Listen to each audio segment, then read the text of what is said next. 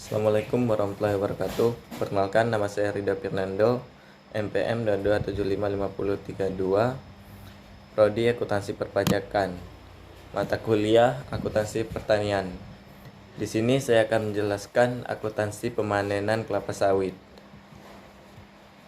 Panen adalah pemotongan tandan buah sampai dengan pengangkutan ke pabrik yang meliputi kegiatan pemotongan tandan buah segar, pengutipan perendolan, pemotongan pelepah, pengakuan hasil ke TPH, dan pengangkutan hasil ke pabrik. Secara umum, kelapa sawit dapat dipanen pada umur 3-5 tahun dari masa penanaman, tergantung mutu perawatan yang diberikan dan jenis varietas yang ditanam. Pemanenan yang terlalu muda mengakibatkan sedikitnya kelapa sawit yang menghasilkan, dan pemanenan yang selalu tua akan menyebabkan buah akan segar membusuk. Nah, di sini sistem panen yang digunakan antara satu perusahaan dan perusahaan lain kemungkinan berbeda. Tandan buah matang minimal harus memiliki 5 brondolan di piringan petandan buah siap dipanen. Pelepah yang ditunas dipotong 3 bagian dan disusun rapih pada gawangan mati. Brondolan disusun rapih di TPH untuk pengangkutan ke pabrik. Tangkai buah dipotong menyerupai huruf P. Nah, terus di sini prosedur pemanenan, yang pertama itu perontokan, yang kedua pengangkutan, yang ketiga penggilingan, yang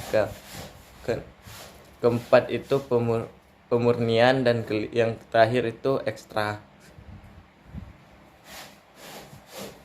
Nah, dalam pemanenan juga terdapat beberapa biaya-biaya. Yang pertama itu biaya tenaga kerja, biaya transportasi, biaya perlengkapan panen, biaya peralatan panen, biaya perawatan tanaman menghasilkan. Nah, di sini akuntansi pemanenannya yaitu semua biaya yang terkait dengan proses pemanenan dibebankan pada periode berjalan. Nah, aset biologis yang dihasilkan dari proses pemanenan diakui pada nilai wajarnya, dikurangi dengan biaya penjualan pada tanggal pemanenan. Nah, di sini jurnalnya aset biologis TBS pada keuntungan nilai wajar TBS, atau persediaan TBS pada aset biologis TBS.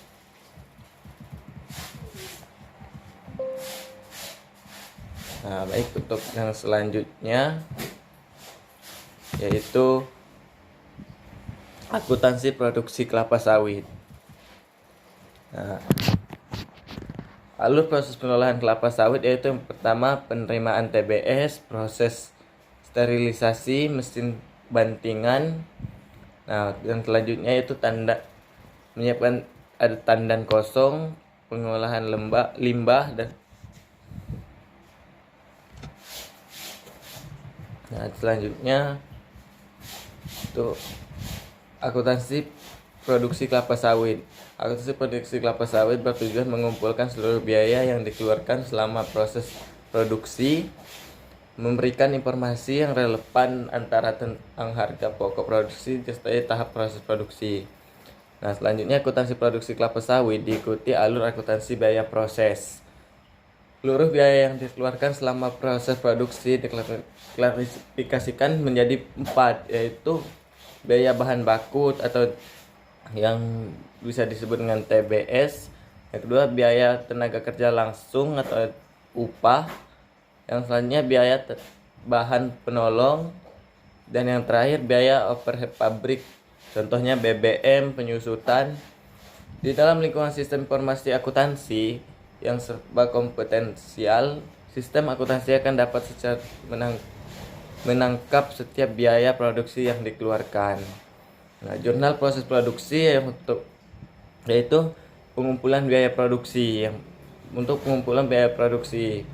Nah, di sini jurnalnya BDP biaya bahan baku pada persediaan TBS.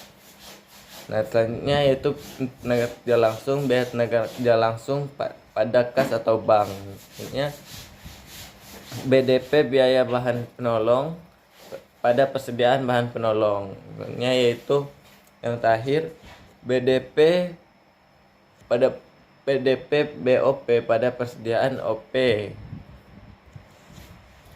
Nah, dan selanjutnya yaitu pengakuan persediaan barang jadi. Persediaan barang jadi pada BDP biaya bahan baku, BDP biaya tenaga kerja langsung, BDP biaya bahan penolong, BDP BOP. Pengakuan persediaan proses akhir tahun. Yang terakhir yaitu persediaan barang dalam proses pada BDP biaya bahan baku, BDP biaya tenaga kerja langsung, BDP biaya bahan penolong, BDP BOP. Nah, jurnal penjualan barang jadi yang terakhir yaitu